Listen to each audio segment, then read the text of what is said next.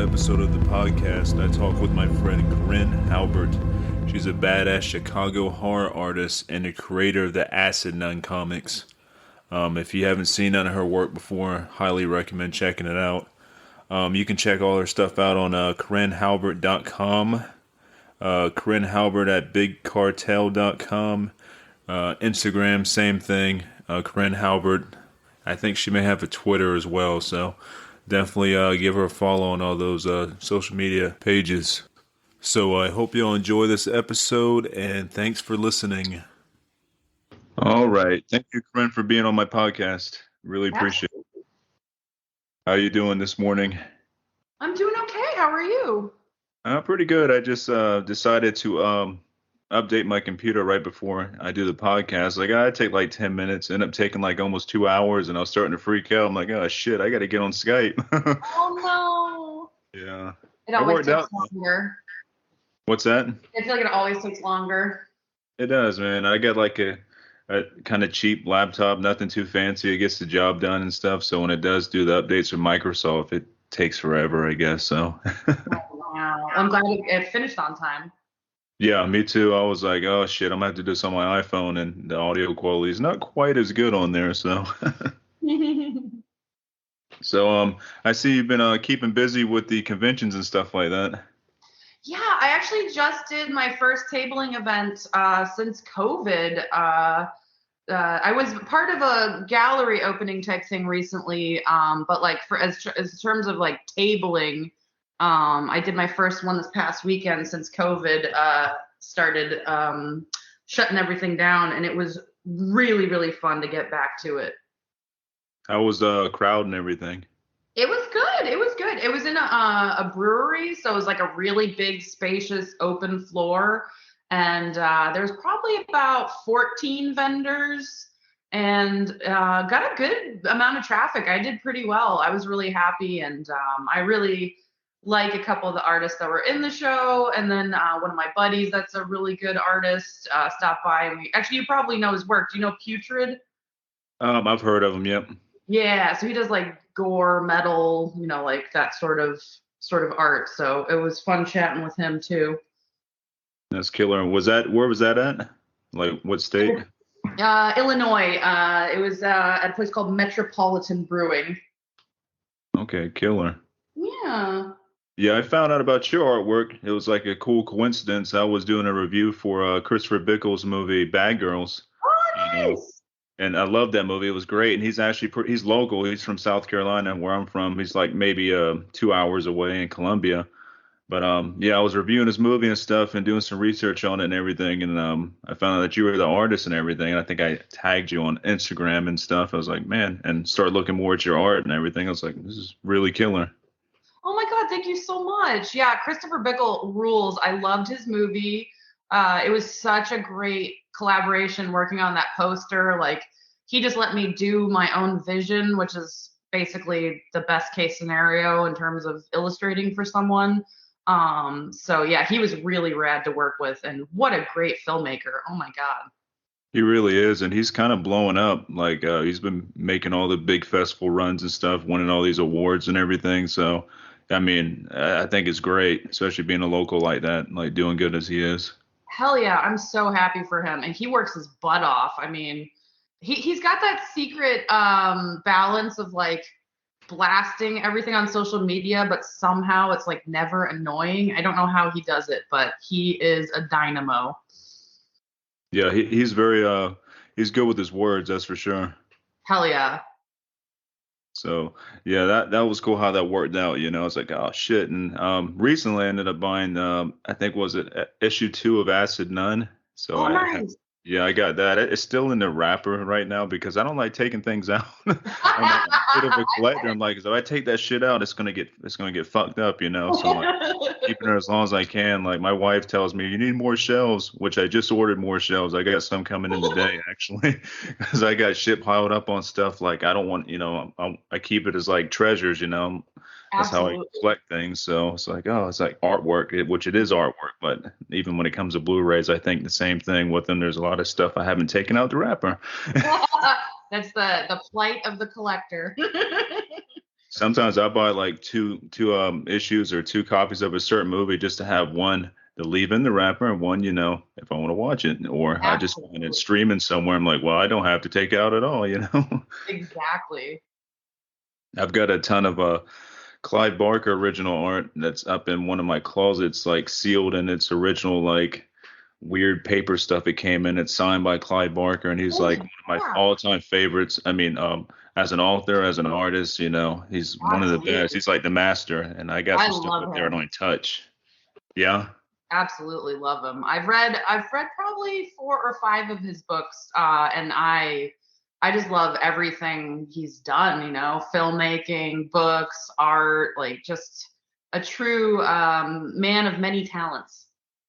Yes, indeed, and he's still working. Like, he had some weird shit go on where he went in for a dental procedure, and this is what I hear, and this is from an interview he was on. So hopefully this is all factual. But supposedly he ended up getting like toxic something where it like Oh, I it saw that.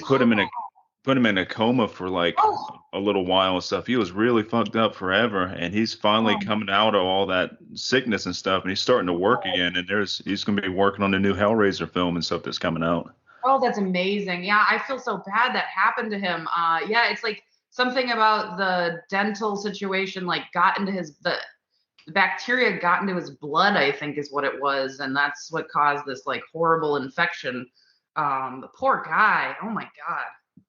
It seems like it'd be something he would write about too, which is so crazy. I'm like something so wild like that. It seems like something he would write for himself. I know. And then it's like I've never even heard of this, so it's like, oh, something new for me to be terrified of.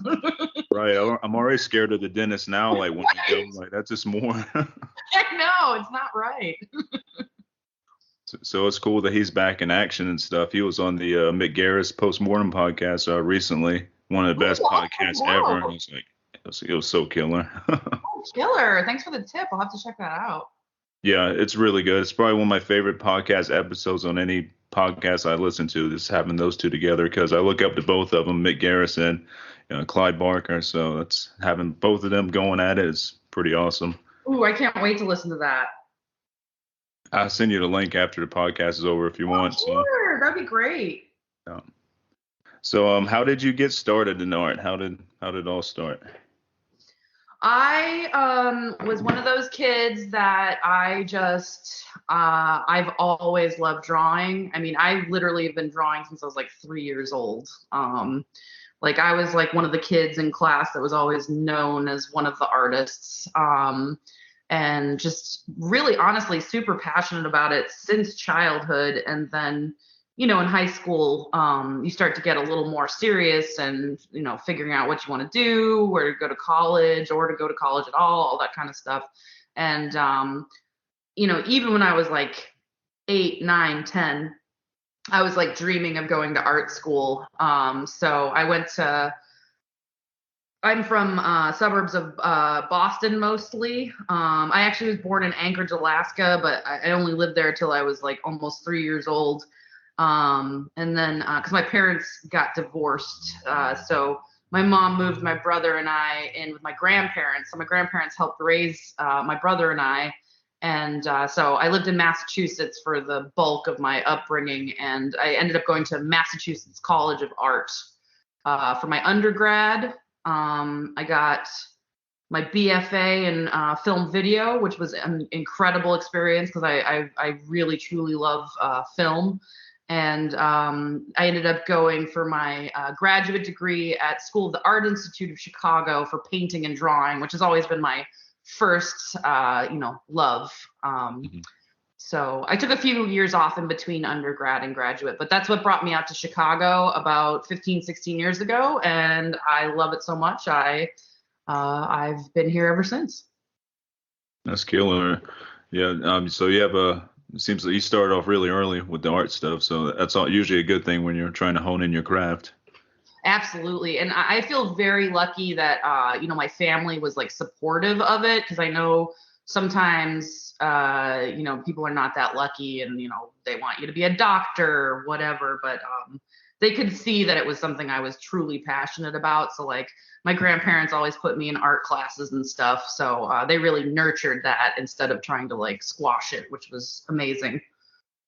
Yeah, that's a really good thing. I wish more parents did that for their kids. That's really good and supportive. Absolutely. What inspired your how like your style? Like the way I look at your style is kind of like psychedelic evil, which is really awesome. Like almost like acid trip evil, like Oh yeah. what inspired you to start like with your style and stuff? Well, I had like a lot of like really like tragic deaths in my family at a really young age. My dad passed away when I was 8, and then my grandmother, who was taking care of me with my mom and my grandfather, got this like horrible rare illness that took like I don't know, like 8 years to kill her very, very slowly. So, unfortunately, I think I was like sort of traumatized at a very young age. And like death was like such a huge part of my life. Clearly, I, became a little bit obsessed with it. And then I also went to Catholic school from kindergarten through 5th grade. And, just raised Catholic, which is something that I don't know. It's just something that never leaves you. It's like built Mm. into your DNA, like the shame and the guilt. But then also like I've always like deeply loved all the imagery, like the imagery of Catholicism, the stained glass windows, the idols, like they're just like so psychedelic and trippy. And I've just really always been drawn to that imagery. And in high school, like started getting into like metal and horror movies and like weird cult movies, and like I guess that was like sort of the stew that all came together to draw me to the dark side. But I feel like it's darkness with light. Like I don't feel like my work is like mean spirited or anything. It's not really about that. Yeah, I definitely don't feel that from your work. Like I said, it's very psychedelic. It still has, the hint of evil there and stuff, but it's like, it's still kind of fun too, It's like, it's not mean spirited or anything. Oh, awesome. Yeah, I want it to be fun, because like I have so much fun doing it, and it's like I'm trying to share it with the world. So I'm trying to like, my hope is like we can have this like cool, fun, trippy experience together. Yeah, most definitely. And I think yeah, it comes through in your art big time. So, Oh, thank you so much. I really appreciate that. yeah, I mean, like you're saying, horror movies and, metal really help out with making killer art, it Hell yeah. definitely shows, you know.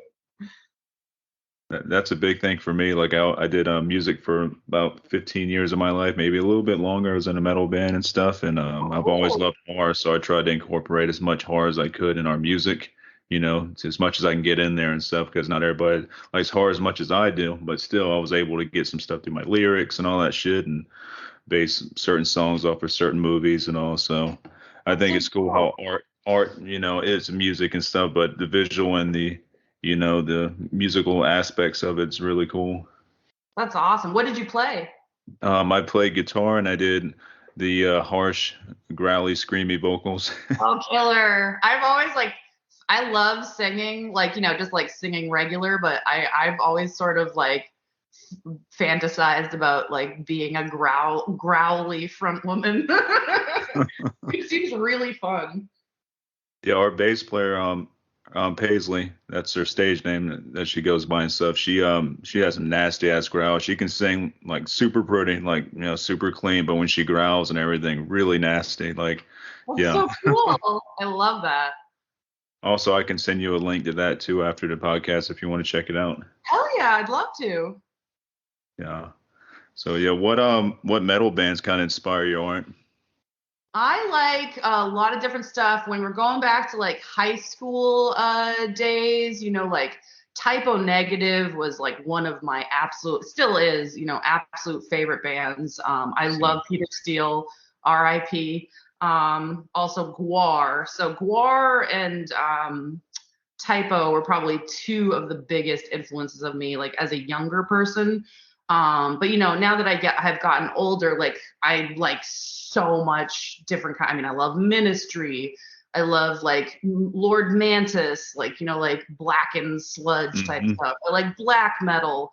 Tomb Mold, like so I like some of the classics. Pretty varied taste. I'm definitely not the type of person that like knows every little factoid or album or anything like that. I just like I listen to music while I paint.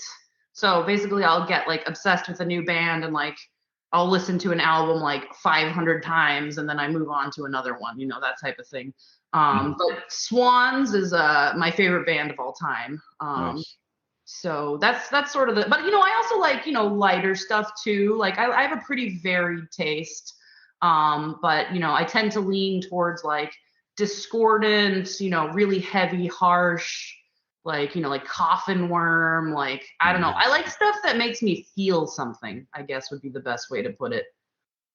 Yeah, you're naming off bands that I love, so especially Lord Mantis, man. Lord Mantis is so nasty. Dude, Like, God I damn it. love that band. I was so sad when Billy died. I mean, that was such a blow to the whole band. But man, those couple of those albums are fucking so good, man.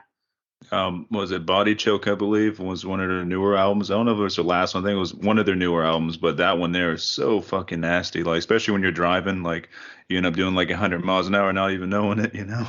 Absolutely. Oh my God. I mean, they are just so good. That's one of my favorite metal bands for sure. And then Indian, I know, was the other band that had some crossover members. Mm-hmm. And they were also incredibly sick. Yeah, I consider them like this disgusting, man. It's so heavy, like this nasty as you can get, you know, Indian and Lord Mantis, because they're so similar because they share different members and stuff. I think Charlie from Lord Mantis did vocals in Indian, and then vice versa. I think because they share like similar vocals, you know. So That makes a lot of sense. yeah, they're two of my favorite bands, especially when it comes to like working out and stuff. And I need inspiration and like move some weights around. Throw a little bit of Lord Mantis on there and piss off the neighbors, you know. Ah, hell yeah. I think I love what I love listening to and working out is Deicide's Once Upon the Cross. It's got a Okay. really good like punchy energetic thing going. Nice. That one would definitely piss the neighbors off for sure. Oh hell yeah.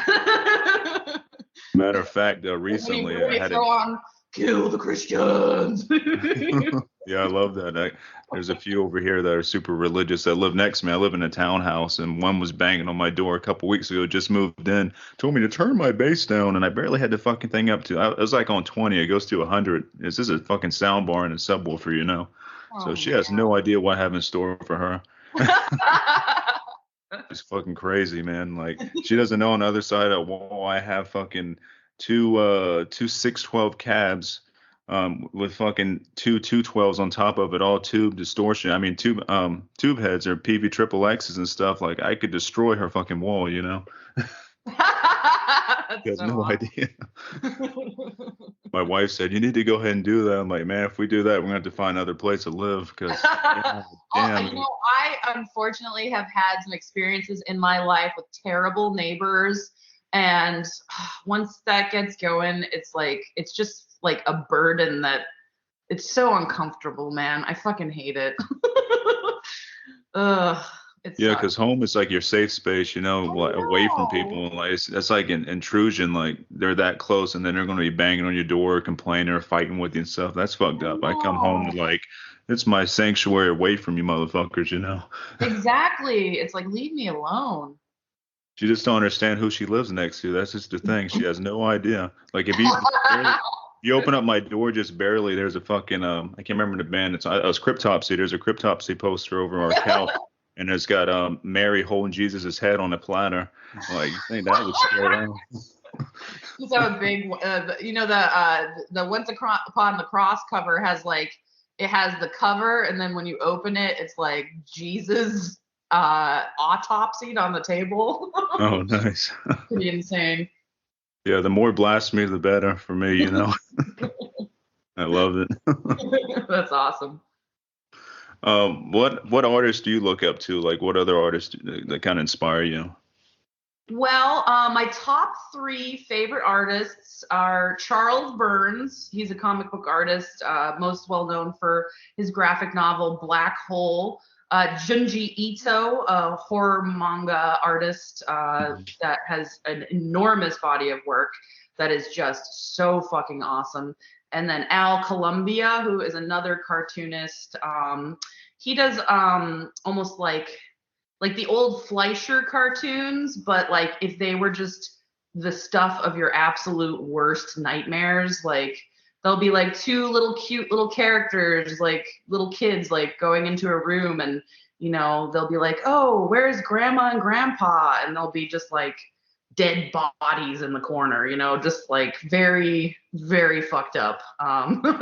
Nice. I love his stuff. There's some people that are more like my peers, that I really, really love. Gregory Jacobson is an oil painter that lives in Chicago, and he's almost like a Flemish master with his abilities with oils, but he does these like really insane, surreal, like body horror, just the most truly absurd, weird, fucked up figures with like all this weird stuff happening to their bodies. He is truly amazing. There's another guy that lives in town who's a comic book artist, Matthew Allison.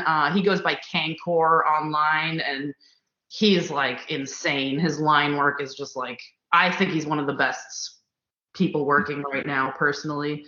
My buddy's Alex Graham. She's a great comic book artist. But I have pretty varied tastes. I tend to lean towards like the dark art for sure. Like like I love Hieronymus Bosch, and just like Edward Gorey was like a huge influence on me growing up. I absolutely love Edward Gorey's work. And yeah, so I definitely tend to lean towards like dark art. Mm-hmm. That's always good. It's always better to be on the dark side. That seems, I mean, that's what lures me and everything. Like, oh, the darker the better. Darker the movie, the better. Like darker the art, the better. My mom is always like, oh, I want you to paint something nice, and I'm like, I don't think so. Yeah, that's But not gonna happen. it's kind of doing me a favor though, because like if she was like, yeah, like maybe I don't know, having you kind of want to do the opposite of what your parents say, I guess. So. Oh, most definitely. You got to rebel against them. So. Yeah, my parents are always cool with my metal stuff. Like, they tried to. Well, this is before I was even in a band and stuff. I think it was maybe like 13 or 14. I wanted a pentagram on my cake, so they tried their best. And they went to like Publix or someplace, a grocery store, and came back with a Star of David instead of a pentagram. But they at least tried. So sweet. I like Yeah. that. They've always accepted me for not being one of them. So I was like, okay, y'all tried. Yeah. That's nice. It's always a funny story though. I was like, yeah, that's Star of David on there. Hey, they tried. Yeah. They It's a didn't know star. any better. Yeah. That's shit. They're 50% of the way there. And yeah, it seems like with Chicago, there's a ton of good artists and good bands out of there. Like, is that if am I seeing that correctly, or is that true? Yeah. Like, it seems that way. Lord Mantis and Indian were both out of Chicago, so definitely, there's definitely like a big metal scene here. I think Knock Mystium was also based out of here. What's his face? Rest Plague used to live here. Now I think he's in Portland. But yeah, a lot of really great music coming out of Chicago for sure. And like a ton of really cool artists. And there just happens to be a lot of horror artists here too. Like I was telling you about my buddy Putrid Matt, and then Eric Roth lives here. So yeah, just like a lot of horror and metal in this fine town of Chicago. We played Chicago probably like 4 years now at the Doom and Stone Fest at Reggie's. Sure. Oh my God, I wonder if I was tabling there. I tabled at You one of could have those. been. I can't remember what year it was though, to be honest with you, because my memory is terrible. This was I think, not the last Doom to Stone. It might have been the last Doom to Stone Fest at Reggie's. Like I said, it's been about 4 or so years, but yeah, just being in Chicago, like I could tell, like the metal scene was really killer and stuff, and there's a lot of cool artwork, at Reggie's and stuff too. So I'm like, man, something's going on with Chicago here. Absolutely. I mean, I really love it here. It's a good, for me, it's like a good happy medium of a city. Like you can have a little bit slower of a life and, still see all your friends and there's so much to do. Like I'm from the East Coast and, Boston is just like, I'm not trying to trash talk Boston. I mean, it has some great things going for it, but in terms of like an art scene, like it's just so conservative and stuffy. And like it's so insanely expensive there now. And then New York rules, but I just feel like New York is just like too fast paced for me. Like I don't know, I don't think I'd be able to keep up with that sort of a go go go go go type thing there. I like to be at home a lot, and working on my art. Yeah, I'm the same way. If I wasn't playing shows, which I'm not doing any shows now, I'm just kind of concentrating on doing like my horror website where I write reviews and doing the podcast and stuff like that. Like I'm more of a homebody. I don't like hanging out. I don't like partying. I don't like being in bars if I'm not playing the shit, Like I'll be home with my cats and my wife. I'm good. Oh yeah, dude, that's awesome. Yeah, we just came from Louisiana in the French Quarter, and that was interesting experience.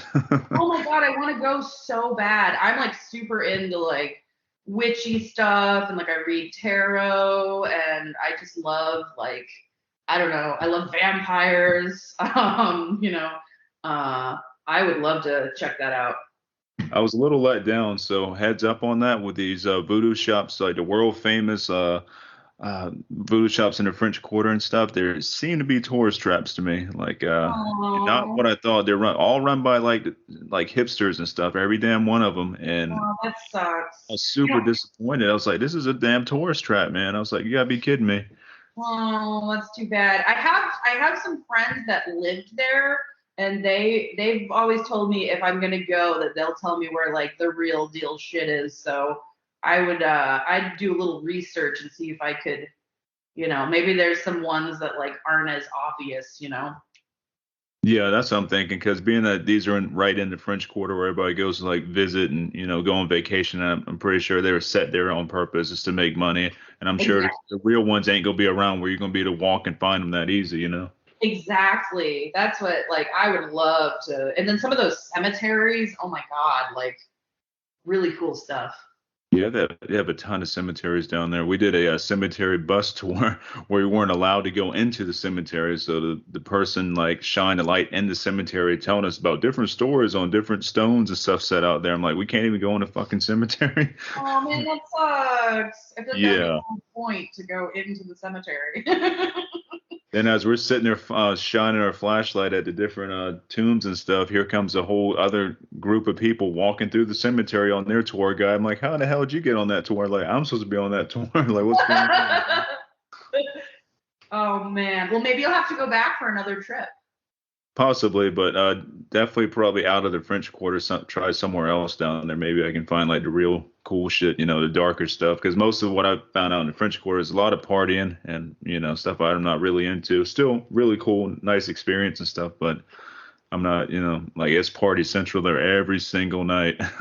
Oh man, I bet. I'm like, I don't know what I'm supposed to do here. Like, Have you this seen is. that movie? Have you seen Hatchet?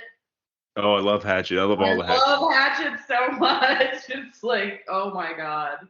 Wow, Yeah. those gore effects are just like fucking next level. Oh my God. I'm hoping they do another Hatchet. I know he's doing a comic series right now. So have you seen the comics? No.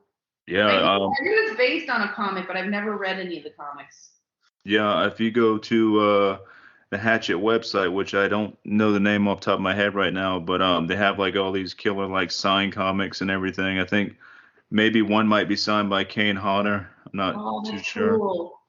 But yeah, the comics look really good and stuff. And it's on Adam Green's website. It's like Oh, cool. adamgreen something.com. So Did you see that documentary on Cade Hodder? It was so incredible. Yeah, the recent one that just came out. Yeah, Yeah. yeah. I couldn't believe what he went through, man. Like when he was saying how his dad, like, I mean, I know their parents were like trying to help him, but like they told the hospital to not give him any pain medication. I Right. mean, I cannot imagine going through that level of burns without pain medication. I mean, wow. Yeah, I mean, I couldn't imagine that. Like, I burnt myself on the stove plenty of times, but imagine your whole body just covered in that. Like, fuck. And then he goes on to do more fire stunts. I mean, what a guy, huh? Yeah, Kane's one of the top stuntman guys ever, like in history of film. In my opinion, like he's done it all, and he's one of the big fire dudes too. Like I don't think he holds the record for the longest fire walk or whatever fire run, but he's up there. Yeah, he's incredible and just like such a huge man. Yeah, he was always my favorite Jason too. I don't know about you, but he was my favorite Jason. Oh yeah, I mean he's a great Jason. Come on, he like his body is just like so huge. It just like adds so much to the character, you know. And the way he moves and like the breathing that he started doing when he played Jason, like those deep breaths where he's like sitting there like, oh, I'm about to fucking kill you, Like he put a lot of emotion into Jason, which is kind of hard to do when you're wearing a mask. Exactly. Yeah, he rules. He's got a podcast too. I'm trying to think of the name of it right now because I follow so many fucking podcasts. It's him and Felicia Rose and Oh yeah, Tiffany I've seen Shepis. ads for that. What's that? I've seen ads for that. It's really good if you can find it. I'm trying to get the name for you right now because, like I said, I have like 1,000 podcasts on my phone here. Shit, it's like Friday Slash or something. Damn it, I have to get back to you on that. When I refresh my memory on that, I send you a link on that too because it's really killer. Thank you so much. Yeah. Are you a big Felicia Rose fan? Felissa Rose. I'm sorry, not Felicia Rose. Jeez, I'm way Yeah, off. she's great. I mean, I loved Sleepaway Camp, and I love Sleepaway Camp 2 as well. I mean, they're just like such great movies. Yeah, most definitely. I think the best experience with that was when you follow Joe Bob on Shutter. Yeah, we had Shudder, and the whole point of it was to get to watch Joe Bob live. And then unfortunately, for whatever reason, we just like ran into all these like technical difficulties. And so I sort of gave up. So I haven't been keeping up with Joe Bob, but I do love him, and his show is great. The secret on that to get it to stream like really well is if you don't have one already, a Roku. Do you use Roku? That's what I've heard. Yeah, it was just sort of like a frustrating experience because like I had it through Apple TV and then you couldn't stream that live for some reason with the Apple TV app. And then so I contacted them and they're like, get rid of that and then you can stream it from your device.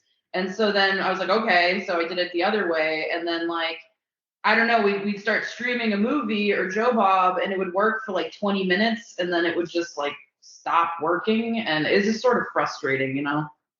Yeah, a lot of people were dealing with that, and they're still dealing with it. Like his last special they had on, people were having like technical difficulties, and I'm like, damn it, I'm pretty lucky, I guess, because I've never had any problems with it on the Roku. So, and I use it from the actual app itself. Like I was going through Amazon, but they don't really give you all the movies Shutter has on there. They don't give you the live Joe Bob, so I just go straight through the Shutter app, and I have no issues.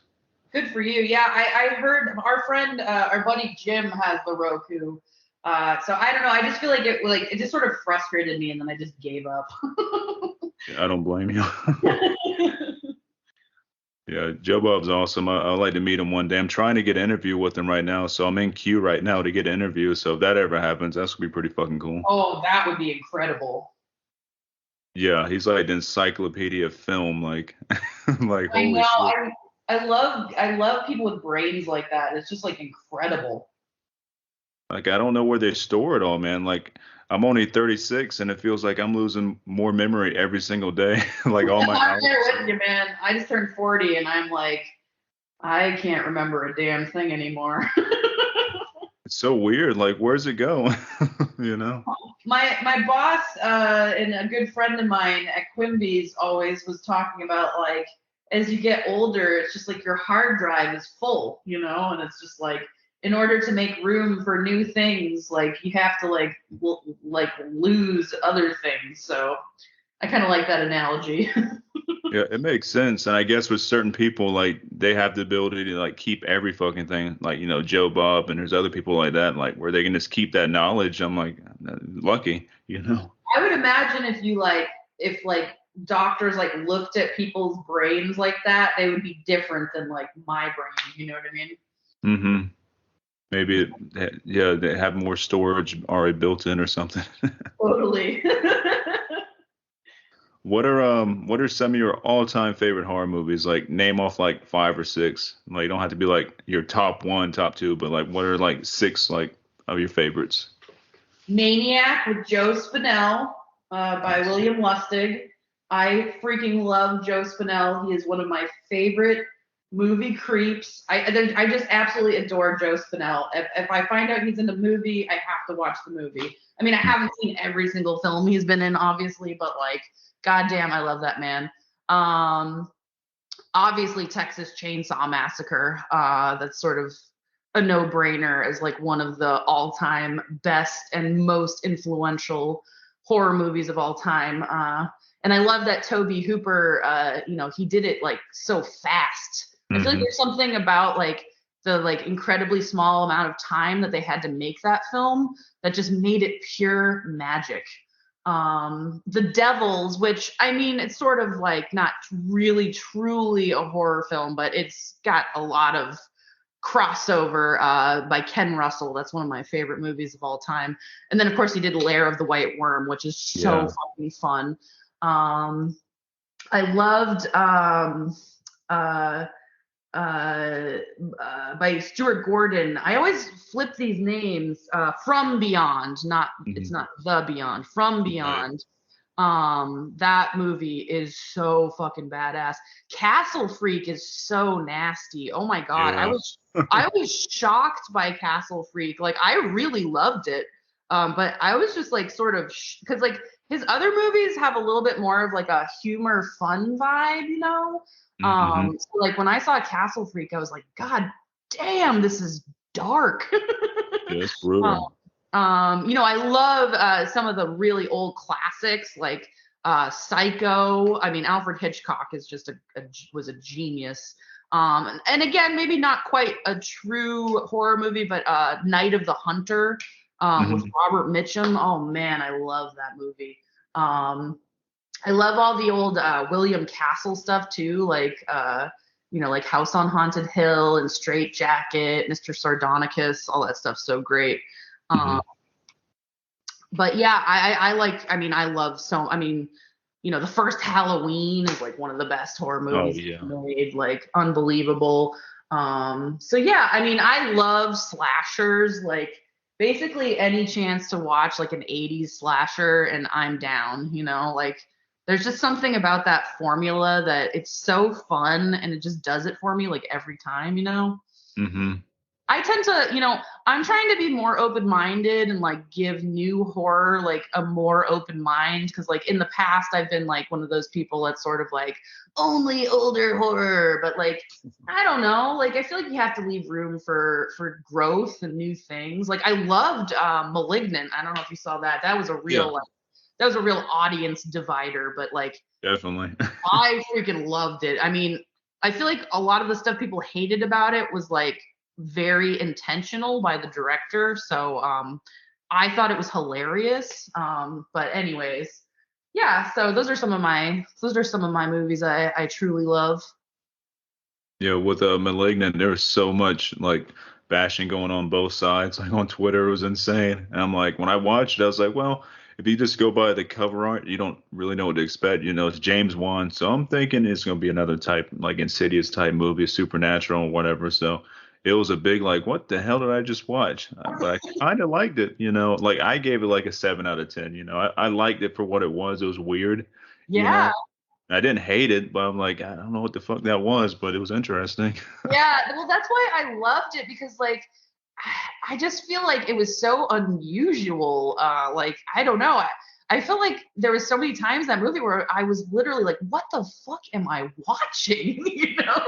And I don't know. That doesn't happen very often. And when they got to that jail cell police precinct scene, I was like, oh my God.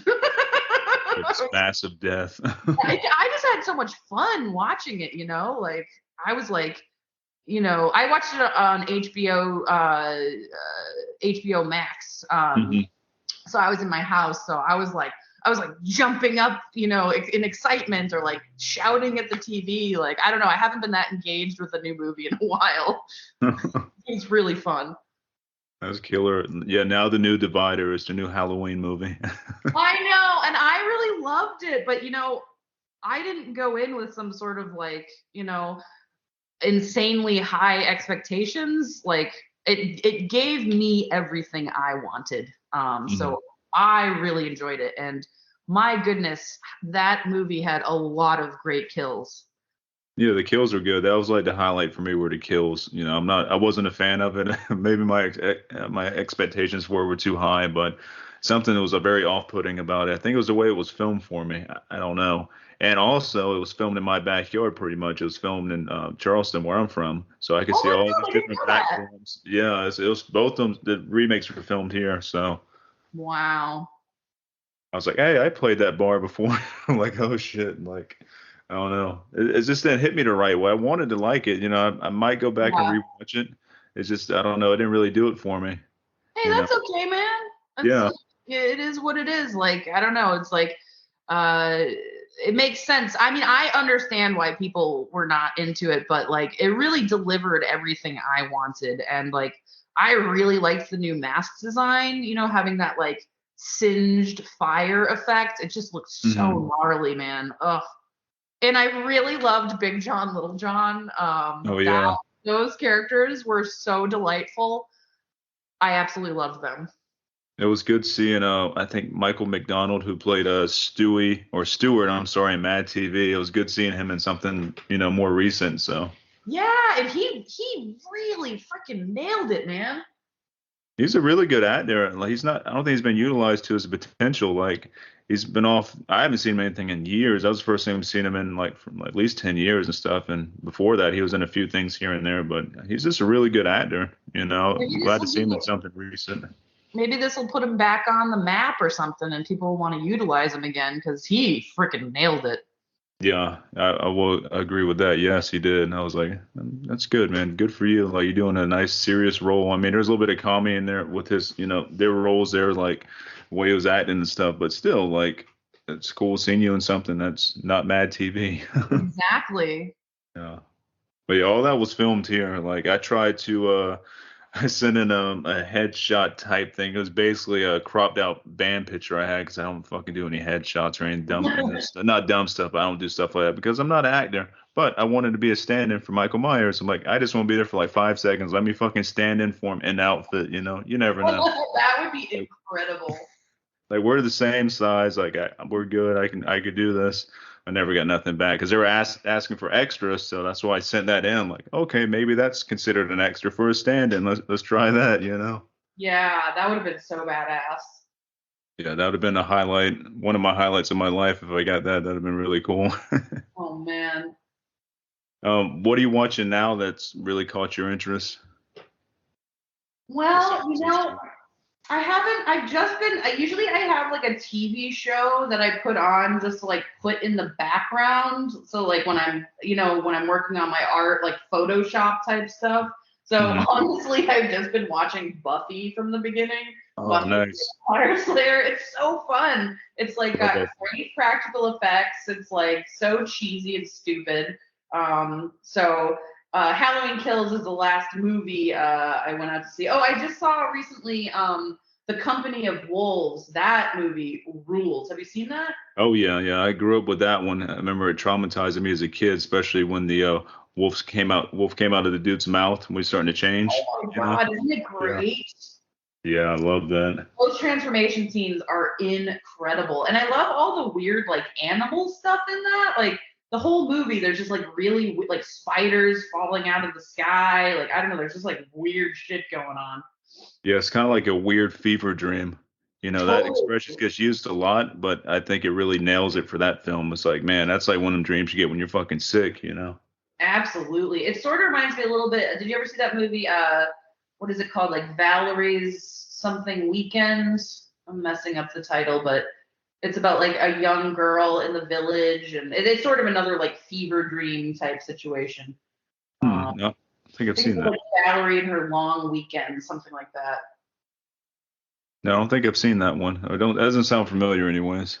It's a good one. It's I can't remember what country it's from. It's like Czech or something like that, but it's a good one. If I can find a link to it or something, I'll send it your way. Yeah, that would be cool. I'm always down for checking out new stuff, or new older stuff I haven't seen. Absolutely.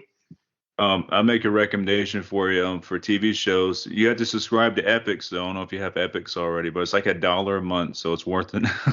Oh, okay. There's a Stephen King series on there called was it Chapel White? Yeah, Chapel White, and it's the prequel to Salem's Lot, so it takes Dude, place in I love Jerusalem's Lot. Salem a lot. Yeah, dude, it's fucking badass. It just ended, so all 10 episodes are up right now, and it is so fucking Killer. good. Chapel White. I'm writing that Yeah. down. I love Stephen King. When we were talking earlier, honestly, It's like Chapel Wait. I'm sorry, Chapel Wait. I pronounced okay. it Chapel Wait. Yeah. Cool. When I was in high school, and actually even a little bit younger than that, I think I started with The Green Mile when it was coming out in the came out in those individual books before it got collected into like a big old fat book. But I got really into Stephen King in high school, and I haven't read all of his books. He has like 5 million books, but I've read a good little chunk of them. And like reading like The Shining when I was like 15 or 16, like he definitely was a huge influence on me in terms of like just horror in general. And then of course I read like H.P. Lovecraft and Clive Barker, and those authors are probably some of the diving boards to be even more engrossed in horror for sure. What's your favorite Stephen King novel? I would probably say The Shining. Yeah. Of the ones that I've read, like I probably read like 5 or 6 of his books. Desperation really made a huge impact on me in high school. I just really loved that book. It's a good one, yeah. Yeah, I loved Dolores Claiborne. Honestly, I that book is so good. But yeah, I'd have if I had to pick one, probably The Shining or Salem's Lot. Nice. Yeah, both of those are great. I love The Shining, especially because it's so much different than, the original film. That's why Stephen Absolutely. King was mad at Stanley Kubrick over it. So, Yeah, I love the film as well, but I was really lucky because I read the book before seeing the film. So like I think that's like really a great experience because the book is so different from the film. hmm And that was honestly like one of the first books that like really actually terrified me. Like for whatever reason, the part where Danny goes into that hotel room when the dead woman's in the tub, the way it's written in the book literally like gave me the creeps so bad. I remember like freaking out when I was reading it. yeah, the description was fucking scary as hell. Yeah. I had only made it up to book 3, but the Dark Tower series is really fucking cool. Oh, it really is. I've Oh, always been meaning to go back and finish it, but those first couple of books, man, oh my god! And I will never look at a Thomas the Tank Engine the same way ever again. fucking train, man. God, that was an evil ass train. It took me 5 years to get through all the audiobooks of the Dark Tower series. 5 fucking years. They're so goddamn long, and I I listened to know them here and there. his books are crazy long. I'm subscribed to this app called Scribd, and they have a ton of Stephen King audiobooks on there and regular books you can read. It's like $10 a month. Yeah, but I never get out of Stephen King. It's like I'm gonna try a new author this month. No, Stephen King's got a new book out. Let me try that one. It's like I can't get out of fucking Stephen King's universe. I really liked. Did you watch Castle Rock? Oh yeah, I love Castle Rock. I loved it, and The Outsiders on HBO. I loved both of those series. I thought they were great. Did you read the Outsider book? No, I didn't, but I did watch the show, and I freaking loved it. They were super close. Like usually the book's a little bit different than the series or whatever, but without the Outsider, they're like pretty much the same. They're really, really close. So. Oh, that's awesome. Yeah. And he did a book of a short like an anthology he did a recent one. It's called If It Bleeds, and there's a Okay. story in there that ties in with the Outsider because you know how the shape shifting creature like he was Yeah. like I think there might be other ones like me out there. Yeah. Yeah, so and that and if it bleeds or whatever, the story that's in there about that other kind of creature shows up. So it's pretty cool and it's even just as fucked up as that was. Oh man, that's awesome.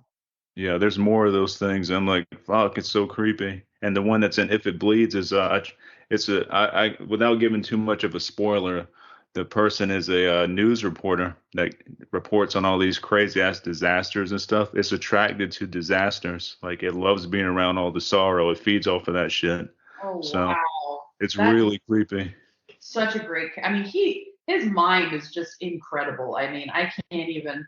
Apparently, I know he's sober now, but like back in the day when he was doing all that cocaine, I guess like he doesn't even remember writing Cujo, which is really funny. It's like, how the hell don't you remember any of that? Like that was a lot of cocaine. He's got this. Me and him have the same birthday, September 21st. Oh, that's killer. Yeah. Maybe it's like if you're born on that day, horror is just naturally in your blood. Yeah, I would think so. I mean, that's a good birthday to share with the great master Stephen King, who Exactly. I think he writes the world too. I think he writes our script and everything. He's got to. Right? Exactly. It's like, oh, let's we did The Stand, so let's do a plague in real life. Let's see how that goes. I'm going to write that down. Oh my God. At least it ain't The Stand bad, so that's good. And like, I don't see the walking dude walking around and shit. If that happens, we're all fucked. Just be driving down the road, one day, see this dude walking on the thing with a little backpack and his cowboy boots and blue jeans on, fucking really toothy smile with fucking fangs and shit. Like, oh shit, man, that's the walking dude. We're done. We're dead. So yeah, I fucking love Stephen King. Him and Clyde Barker, man, they can't be beat, and I can't not stop Absolutely. reading all their work. Have you read any Thomas Ligotti? What was he? The name sounds super familiar. What has he written? I just have one book by him. It's like a collection of short stories. It's called Grimscribe, and oh shit, it's two different books together. Um, what's the other one called? Sorry, my memory is terrible.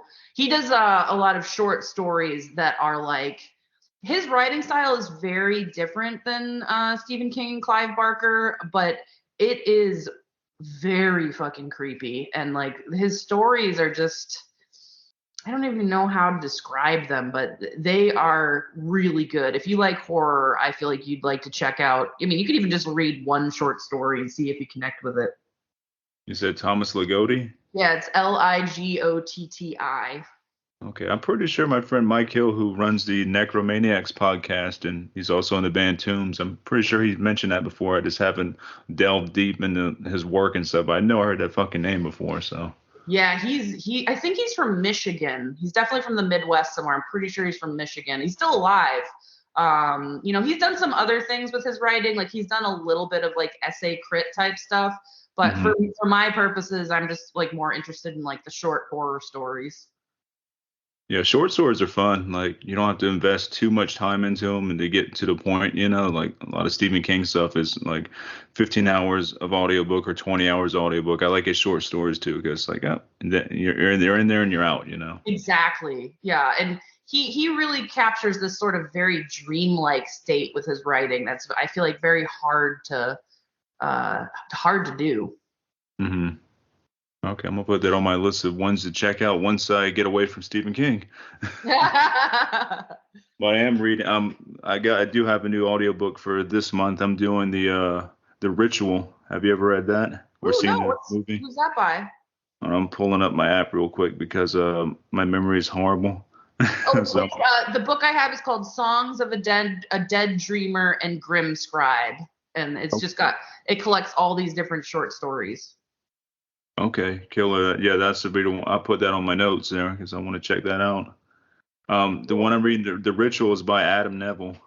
Okay, I've definitely heard of that. Is that what that's not what that movie on Netflix was based Yes. on? Okay, Yeah, cool. I it is. love that movie. Oh my God.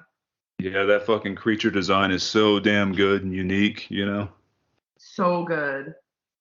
And the way they describe it in the book so far, like I'm only about halfway through, like I think they nailed it pretty much in the factor of just being like creepy and like hard, undescribable, you know? So cool. You know what And it's, movie I was not a huge fan of that like a lot of other people were? I loved Hereditary so fucking much, but then like I really wasn't that into Midsummer. I feel like I yeah, was alone on that, but I don't know. Like it was beautiful, sure. The cinematography was great. I just like I didn't connect with a single character and like I mean her boyfriend was a jerk, but like I didn't think he was so bad he deserved to be like burned alive. I don't know. I didn't really like I just didn't connect with it, I guess.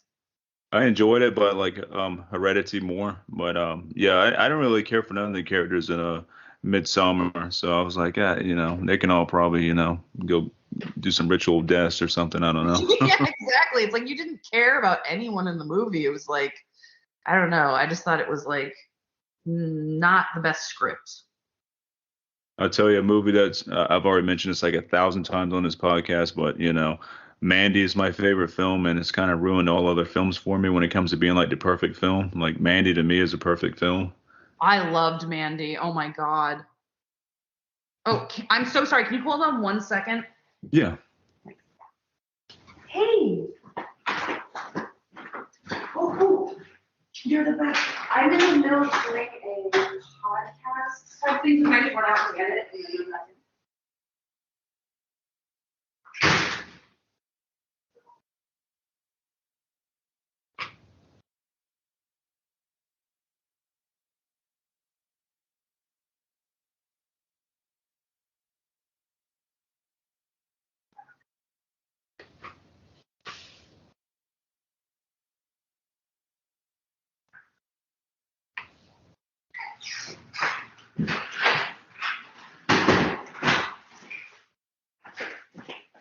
So sorry about that. Somebody was dropping something off at my house. Oh, no problem. I edit that stuff out. It's no issue. Oh, perfect. Yeah. Um, yeah, I loved Mandy. I think I may like Beyond the Black Rainbow just a hair more, hmm but I absolutely adored both of those films. Yeah, they're both perfect, but Soundtracks, the soundtracks are incredible, and it's so sad. The guy that did the soundtrack for Mandy died like not too long after yeah. production or something of like a cocaine overdose or something like that. I'm not sure what he died of, but yeah, like I said, it was really close to when the film got done and everything from Andy, and What yeah, a he died. soundtrack. Oh my lord. So good. I listen to it like in my car all the time. Like it takes me right back to the film too. I can like, oh, that's that scene. Oh, that's that scene right there. Absolutely. Yeah, Mandy, like it just ruined movies for me right now because I can't find one that is in that quality, that hits me like that because that one really, really hit me hard. And it's like, oh, yeah, undescribable. It's so good. I feel like it's like it just really hit all the notes that I want in a movie. I mean, I love like just like weird psychedelic like acid stuff is so fucking cool. Those weird like metal bikers. Oh my god, what great costume design. Oh my lord. Yeah, And they then were hell. Mandy herself was like I love that actress. Did you see Possessor? Yeah, Possessor was really good. And, yeah, Mandy herself Love was in. it. Yeah, Her face is like I just want to stare at her face. It is so cool. yeah, she's super unique and one hell of an actress. Absolutely. I hope she's in like a lot more and especially like horror stuff cuz man oh man. Yeah, it was good having Nick Cage back. Like that kind of really like hey, Nick Cage is back and he can do other shit people, like that really like put it down for him. Absolutely. I mean I he's another one that seems to really divide people, but I love Nicolas Cage. I think he's freaking amazing. Yeah, I've been a fan forever. Back when he was in what was it, First Bite? Where when he played the Oh vampire. yeah. Yeah. Okay, I that love movie's fucking insane. Wild at Heart and Oh. the Bad Lieutenant. Oh my god, is so amazing. Yeah, and that was back in his prime in the 90s, and it's Mhm. so cool to still see him going strong. Like, Have you seen Pig? I haven't. I've seen a lot of people talking about it. I definitely want to check it out. It is fucking good. Like it is totally something I wouldn't usually watch, but it's not a horror movie. It's not an action movie really. It's kind of its own thing. You have to just watch it. Like you think that people are like, "Oh, it's John Wick with a pig." It's definitely not John Wick with a pig. I understand like he's out for revenge, but it's not John Wick with a pig. It's just its own thing, and it's a powerful movie. It's that fucking ending is sad. Oh man, I'll have to check that out. Yeah, definitely. Like I said, it has like it was filmed like a horror movie. That's the thing. Like it's super dark. Like it was filmed like a horror movie, but it's not a horror movie. It's just the weirdest thing. It's its own thing, and I think it might be a perfect movie as well. Like I rated like a 9.5 out of 10 or something. Like it's just great. The soundtrack's really good. Like it's a great movie. That's awesome. So, where can people find your art and everything if they want to make some purchases or like your social media pages and all that stuff? Yeah, I have a website and I basically do everything through my name. So my website is just my name, which is Corinne Halbert. So it's CorinneHalbert. And then there's links to all my stuff on there. I'm most active on Instagram. So if people want to like check out my art or like basically anything, any events or anything I'm doing, I always announce on there, like when I have a new comic book coming out, anything like that. And so my handle on Instagram is just my name, which is Corinne Halbert. I have a big cartel shop. There's a link in my Instagram bio and on my website, and that's where the stuff that I sell personally, that's my web shop is through Big Cartel. So those are the main ones. Okay, killer. And then on the notes of this episode, I have all your links on there too for you. Oh, killer. Thank you so much. Yeah, and yeah, whenever this does come out, which I'm not sure because I'm kind of behind on getting episodes out. No worries, man. I gotta get some more out, which is good. So I don't know when this one will be coming out, but when it does, I have all the links on there, and yeah, I'll be posting all over the place, especially Twitter. I do pretty well on Twitter for some reason. So Nice. I have Twitter, but like I feel like I don't really use it. Like I just like share comic book art and like horror stuff on there for the most part. Like every once in a while I'll tweet my own stuff, but um I really like Twitter. It can be kind of a toxic space, but like um it's got some really cool stuff going on too. yeah, it definitely can be toxic. I always avoid like any kind of arguments. I don't do none of that. I'm just there to promote stuff, promote people, help out where I Exactly. can. That's all I do on there. And I post like some weird horror gifs or some like Photoshop shit I make, horror stuff, try to throw it up there. But yeah, I never Oh yeah. like get into it with people or debate people on, oh, you don't like that movie, then fuck you and all this stuff. Yeah, I don't do that. Yeah. That's For some reason, stupid. Twitter really brings out the fighty side in everyone, and I just don't get it. I'm just like, why are you like spending all your energy on this? It just seems Right. stupid. I I don't say get it. like what you like, and if somebody has a different Yeah, opinion than you when it comes to film and stuff, that's their opinion. That's what they yeah. like. Who Like, cares? why do you matter what they think? Yeah, exactly. Yeah, don't fight about it. Like, try to be peaceful about it. Absolutely. I try very, very. I mean, I just like have a like no interacting with like super toxic people online policies. I mean, every once in a while someone will really test me, but I really try my hardest to just not engage because like I feel like that's what people want. Yeah, most definitely. It's almost like the Stephen King character we're talking about. It's like they're attracted to suffering or something. I don't know. Yeah, people really are. I call them like psychic vampires. Yes, absolutely. I had a whole book on that when I was younger. Because I swore I was getting a psychic vampire attack or whatever, you believe in it or not. It could be real. I'm not saying it ain't, but there's a book I had on it and stuff, and it had like a little ritual I would do before I would take a shower and stuff to kind of rinse away and protect me from psychic vampires. I don't know. It kind of worked for what it was, so you know. Yeah, I have had people, it's so messed up when you encounter one in like the physical world because like, you'll actually feel depleted and tired after just spending a little bit of time with someone like that. And it's Hmm. it's messed up. Yep, I've had many encounters with people like that, and it's horrible. Like, just take away all your energy. I've always heard because they're so negative, and their energy is so poor, like they have to like feed off other people's energy to kind of replenish themselves. And totally believe Exactly. it. It's so creepy. Mm-hmm. Not cool. That's also some Stephen King shit, like you said. Yeah, totally. Well, Corinne, it's been great having you on the podcast, and I appreciate you talking horror with me. Hell yeah, this has been so fun, man. I really appreciate you asking me. Yeah, this has been cool. It's not every day I get to talk horror with, cool people because Oh, I start conversation up in real life. And, yeah, nobody watches what I watch, unfortunately, or even metal. I'm like, oh, you're into metal and like, oh, Five Finger Death Punch or some shit. I'm like, oh, never mind. We're you're good. like, you're like Blink 182. All right, cool. Well, that's when I go into my phase of just standing there until they walk away. Done it. I do it all the time. You can ask my wife. Go in public somewhere, like, yeah, if I'm not interested in talking to somebody, I'll just stand there and not say nothing. They eventually leave. It works. It definitely does.